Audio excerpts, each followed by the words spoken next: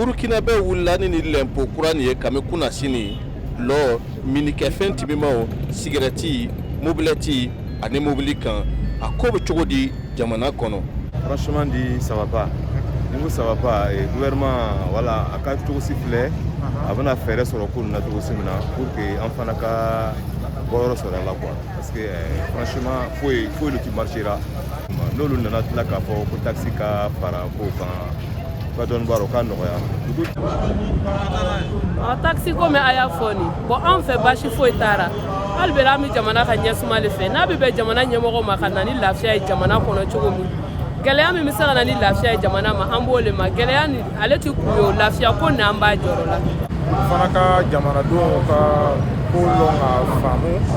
min tɛ jamanadenw tɔɔrɔ o la baara min ye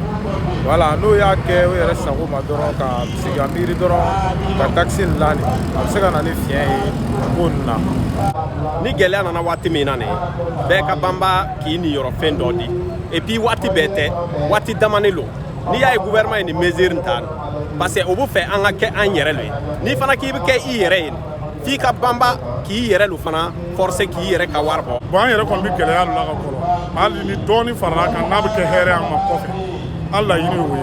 mais n'an ka hɛrɛ taara a bɛ se ka lɔ cogo min na an bɛ se ka ɲɛ ɲini ale la. Bon sincèrement le gouvernement ye taxe kura min sigi c'est à dire a bɛ na ni gɛlɛyaba le ye an yɛrɛ bɛ yɔrɔ min na sisan na dɔ farala fɛn bɛɛ lajɛlen kan moto yɛrɛ ni taxe dɔ tila ka fara kan don vraiment a bɛ na ni gɛlɛyaba ye ni gouvernement tun bɛ se ka filɛ ka dɔɔni ka taxe nɔgɔya an b'a fɔ ko a kana dɔ fara kan mais n'a tun bɛ se ka a nɔgɔya ka fara nin fana kan a ka fisa so sincèrement dit sanni yɛrɛ tɛ yen an sigilen bɛ ten on peut passer une journée 2 journées sans rien vendre sanni tɛ yen. Nin ye Alidu Wedrago kumakan ye VOA Bambara tɔgɔra Bobo Jula So.